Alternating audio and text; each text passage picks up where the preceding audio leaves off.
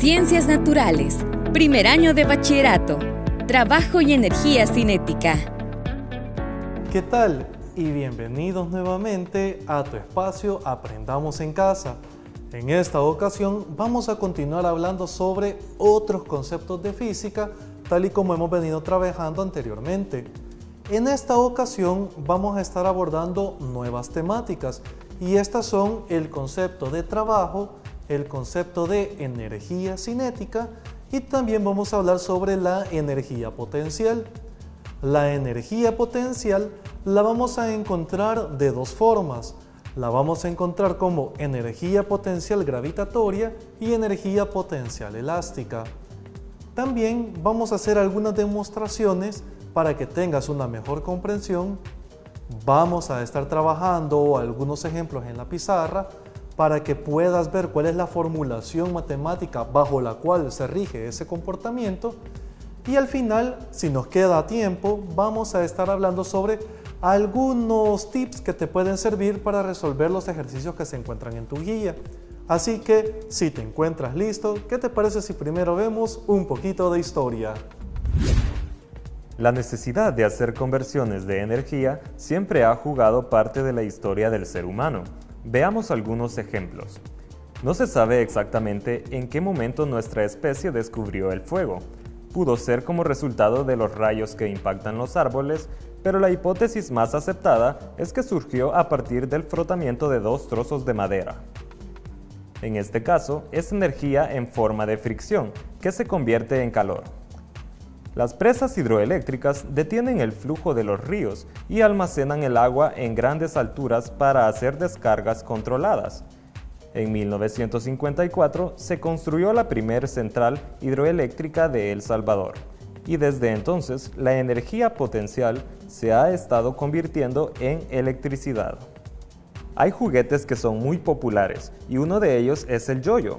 Se conoce que la primera patente de un yoyo fue el 20 de noviembre de 1866, pero alcanzó gran popularidad en los años 30 en Estados Unidos y en los siguientes años se popularizó en el resto de América. Un juguete nos demostró que la conversión de energía potencial a energía cinética rotacional puede ser muy divertida. Como dato curioso, el yoyo es el primer juguete en ser llevado al espacio, para realizar experimentos en baja gravedad. Comencemos definiendo entonces cuál es el concepto de trabajo.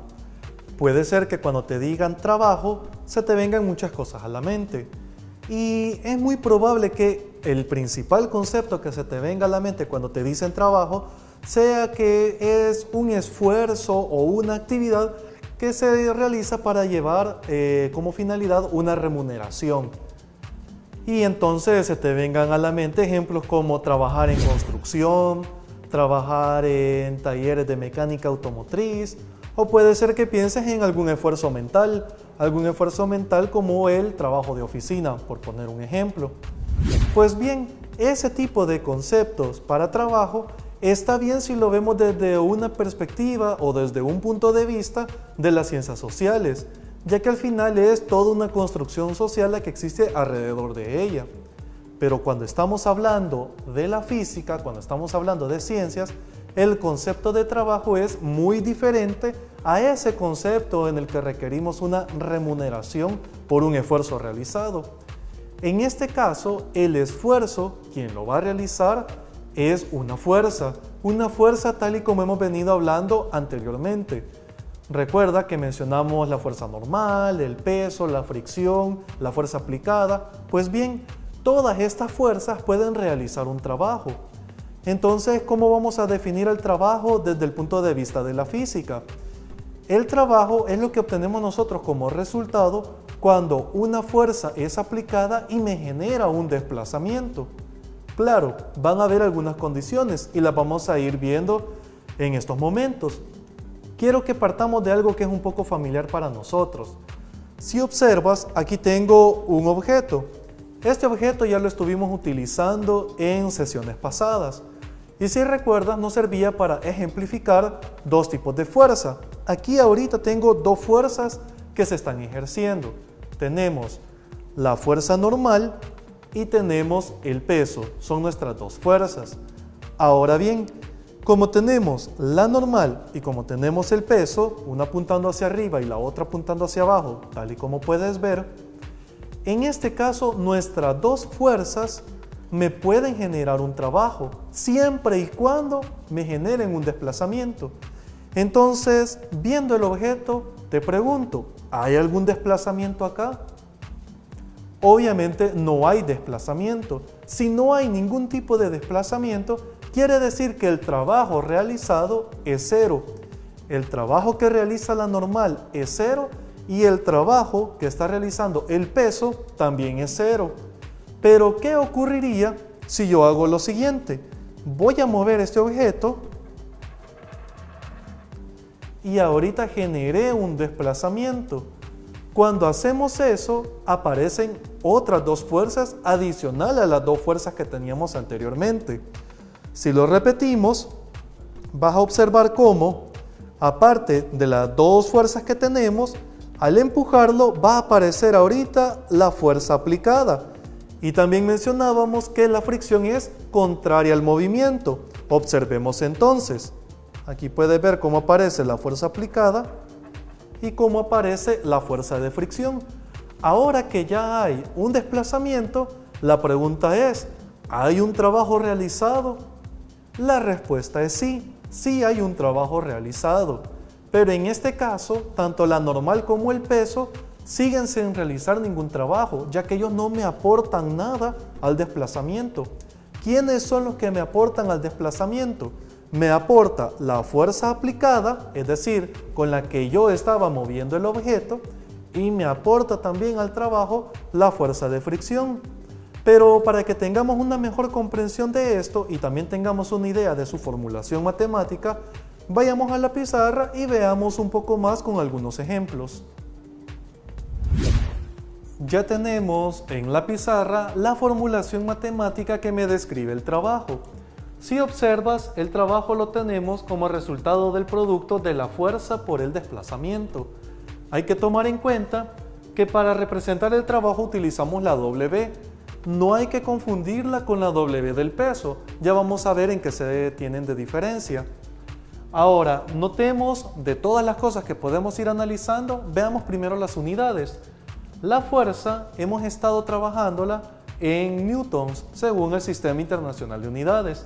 Y el desplazamiento, ya hemos dicho en repetidas ocasiones que la unidad del Sistema Internacional para describir una longitud son los metros. Entonces yo voy a tener como resultado el producto de newton por metro. Esto me da origen a una nueva unidad que ya tiene un nombre específico. Se representa con una J mayúscula y tiene el nombre de joules. En algunos casos, en alguna bibliografía, hay algunos autores que tienden a traducirlo y le ponen julios. Entonces puede ser que dependiendo del texto que estés utilizando o la información que busques en internet, te encuentres que en lugar de decirle joules, le dicen julios. Cualquiera de las dos opciones son válidas. Lo importante es que tú entiendas que ese resultado de multiplicar newton por metro lo voy a seguir trabajando como joules para los efectos de esta teleclase. Entonces, algo que también podemos notar es que cuando tenemos el producto de estos dos vectores, me da como resultado un escalar. El trabajo es una magnitud física escalar. Pero aquí tengo dos vectores, la fuerza y el desplazamiento. Entonces, ¿cómo es que dos vectores me pueden dar como resultado un escalar? Pues bien, este es un tipo de operación especial que se conoce como producto vectorial escalar, o algunos le ponen producto punto, algunos autores. Para simplificarlo y para no complicarnos explicando toda la parte vectorial, lo podemos reducir a que el trabajo es el resultado de multiplicar la fuerza por el desplazamiento por el coseno del ángulo que se forma entre ellos dos, y con eso tenemos la parte de la dirección. Veámoslo así. Aquí tenemos la representación esquemática de un objeto similar al objeto que habíamos mencionado en el ejemplo anterior cuando estaba en la mesa. Tenemos la normal, tenemos el peso, tenemos la fuerza aplicada y tenemos la fuerza de fricción. que recordemos, todos estos son vectores. Y aquí puedes notar que cuando es una W con la parte vectorial con la flecha, este es el peso y la W sin la flecha es el trabajo. Entonces, si tenemos el desplazamiento en esta dirección, ¿qué significa? Que si tengo la dirección del desplazamiento para acá, los ángulos que se me vayan formando con cada una de las diferentes fuerzas es el ángulo que va a ir acá. Entonces, por ejemplo, tengo la fuerza aplicada y tengo el desplazamiento, los dos. ¿Cuál es el ángulo que se forma? Se forma un ángulo de 0 porque no se levantan. Si tenemos la normal y el desplazamiento, aquí tenemos un ángulo de 90 grados. Si tenemos la fuerza de fricción, en el caso de la fuerza de fricción, vamos a tener un ángulo de 180 y con el peso tenemos un ángulo de 90 grados también, porque es el ángulo que se forma en medio de ellos dos. De tal forma que si yo tengo una fuerza aplicada de 20 newtons y un desplazamiento de 2 metros, aquí simplemente se hace la multiplicación. 20 por 2 nos da 40. Ahora, el ángulo me va a definir cuánto va a ser el valor o cuánto se está optimizando ese trabajo. Si el ángulo es 0, es decir, si ambos van en la misma dirección, tenemos el valor máximo. Si tenemos un ángulo de 90, en ese caso es el mínimo, y el mínimo en ese caso es 0. Y eso lo puedes ver comprobando en la calculadora. Y si tenemos el de 180, como en el caso de la fricción, vamos a tener un ángulo de 180. Entonces en eso, simple y sencillamente, lo que puedes hacer es observar en la calculadora. Si tomas la calculadora ahorita y presionas coseno de 0, te debe de dar como resultado 1. Entonces tendríamos el máximo, es decir, 40. Si nuevamente con la calculadora haces coseno de 90, te va a dar como resultado 0. Y 0 multiplicado por 40 te queda 0, es decir, no hay trabajo. Y si con la calculadora haces coseno de 180, te va a dar como resultado menos 1. Y menos 1 multiplicado por el 40 te va a quedar menos 40 joules. Entonces con eso ya tenemos una mejor comprensión de cómo se ocupa esta fórmula. Voy a borrar y vamos a ver un ejercicio bastante rápido de cómo se hace todo el trabajo total para todas estas fuerzas. Borro y regresamos. Veamos un ejemplo de cómo aplicar el trabajo total. Nuevamente tengo el esquema que teníamos con anterioridad. Tenemos la fórmula matemática, pero ahora ya le puse diferentes valores. Tenemos para la normal un valor de 30 newtons, para el peso 30 newtons, la fuerza aplicada 20 newtons y la fuerza de fricción 10 newtons. En este caso solo le he puesto como la intensidad del vector, no he puesto la componente de su dirección, porque para eso estábamos mencionando que nos sirve el ángulo que se forma. Y tenemos un desplazamiento que equivale a 2 metros. Entonces, cada una de estas fuerzas va a aportar al trabajo. Por lo tanto, el trabajo total va a ser la sumatoria de cada uno de todo el trabajo que realizan estas fuerzas. Entonces, veamos. El trabajo total sería el trabajo de la normal, más la fuerza aplicada, más la del peso. Aquí le había puesto una N, pero es la del peso.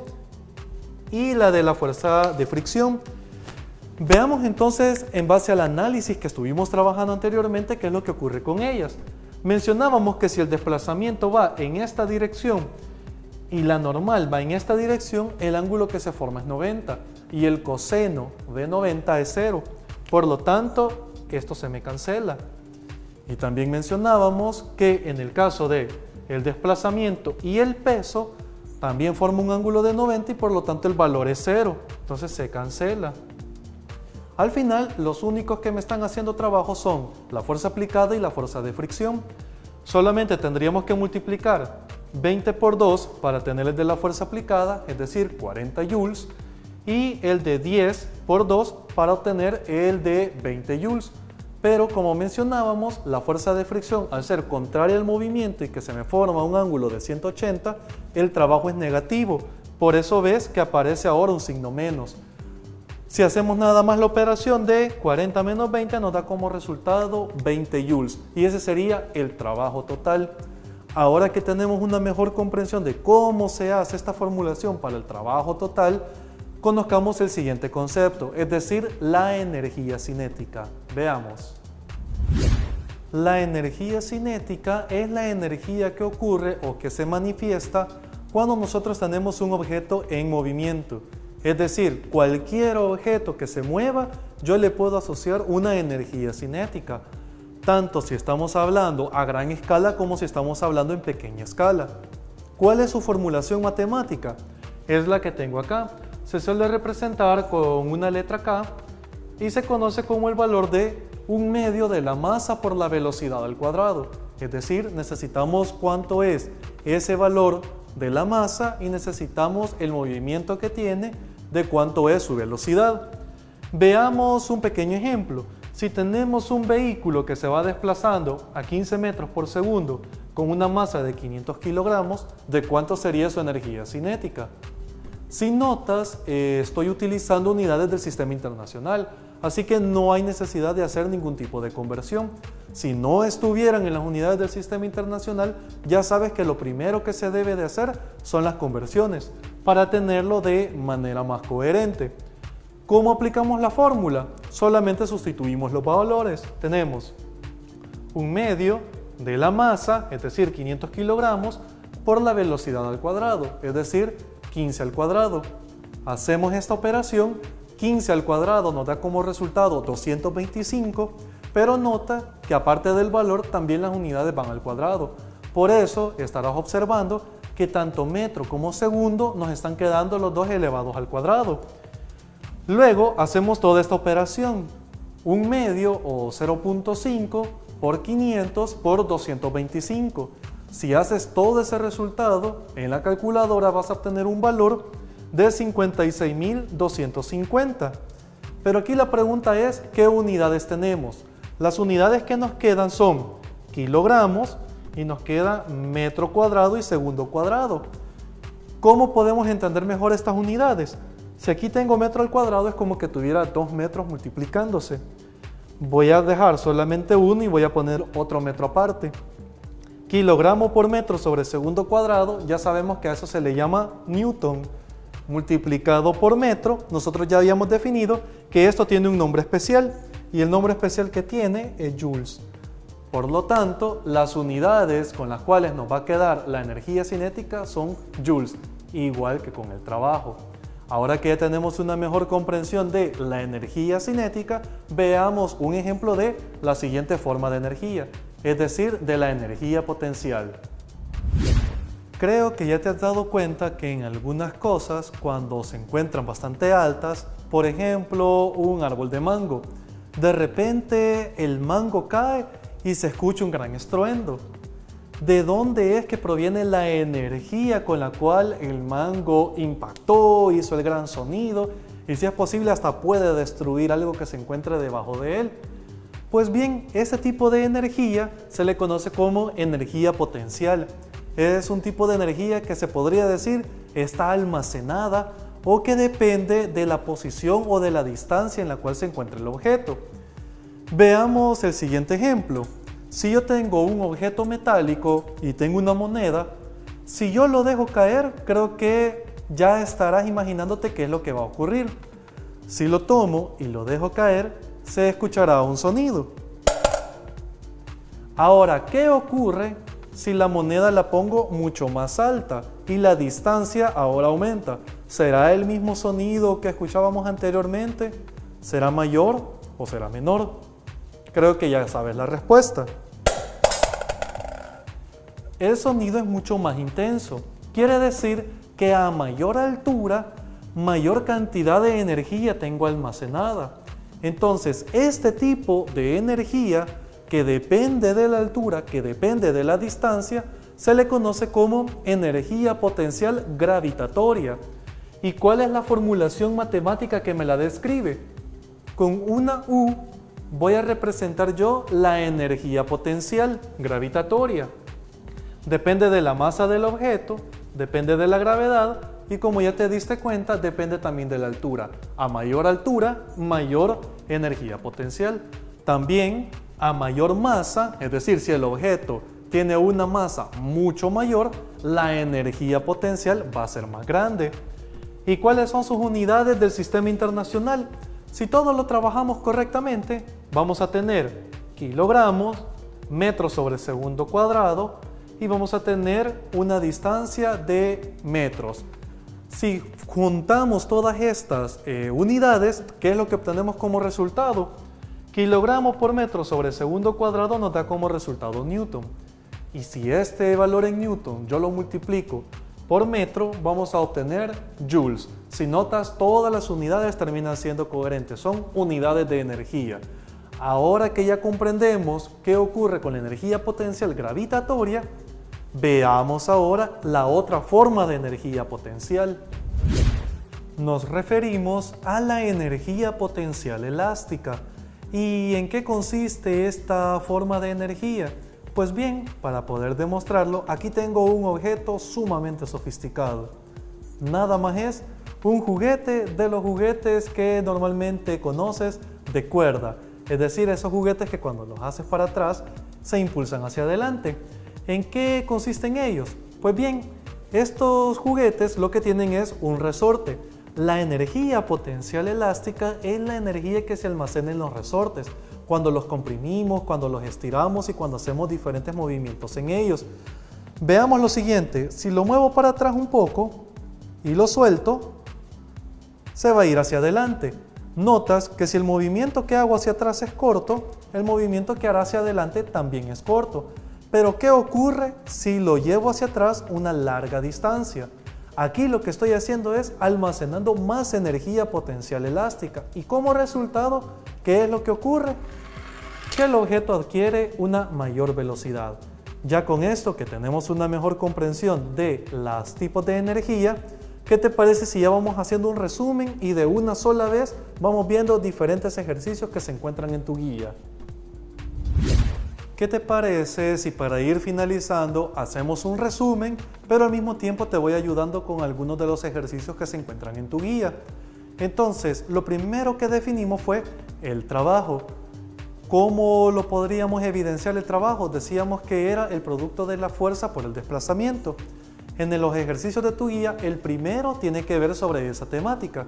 Entonces tenemos un trabajo de 24 joules con una distancia de 3 metros. En este caso te están preguntando de cuánto es la fuerza. ¿Qué debemos hacer entonces? De nuestra fórmula vamos a hacer un despeje. Vamos a despejar la fuerza y nos va a quedar como el trabajo entre el desplazamiento. Y lo único que debes de hacer es sustituir valores y utilizar correctamente la calculadora. También estuvimos hablando sobre la energía cinética, ese tipo de energía que aparece cuando un objeto va a cierta velocidad. Su formulación matemática la conocemos como un medio de la masa por la velocidad al cuadrado. ¿Qué ocurre con el segundo ejercicio que se encuentra en tu guía? En el segundo ejercicio ya te dan la velocidad de 9.81 metros por segundo, te dan la energía cinética de 324 joules y te preguntan la masa. ¿Qué debemos de hacer entonces? Despejar la masa de la fórmula de la energía cinética. ¿Cómo nos queda despejada? Quedaría el 2 pasa a multiplicar y la velocidad al cuadrado pasa a dividir. Por lo tanto, para nosotros poder encontrar el valor de la masa, solo multiplicamos 2 por la energía cinética y lo dividimos entre la velocidad al cuadrado. Todo lo que debes de hacer es sustituir valores y hacer uso adecuado de la calculadora. Y por último hablamos de la energía potencial, tanto de la gravitacional como de la elástica. Para la energía potencial gravitacional estábamos mencionando que era la masa por la gravedad por la altura. En el ejercicio 3 te dan la masa, te dan la energía potencial, pero no te dan la altura. Entonces, ¿cómo lo resolvemos? Despejamos la altura y nos quedaría que la altura es la energía potencial dividido entre la masa por la gravedad. Recordemos que la gravedad es 9.8 metros segundo cuadrado. Con eso ya tendrías una buena idea de cómo resolver la guía de trabajo que se encuentra y que tu profesor te va a calificar. Ya con todo esto que hemos hablado entonces, se nos ha acabado el tiempo, pero te invito a que continúes estudiando y que nos veamos la próxima semana aquí en tu espacio Aprendamos en Casa. Hasta la próxima.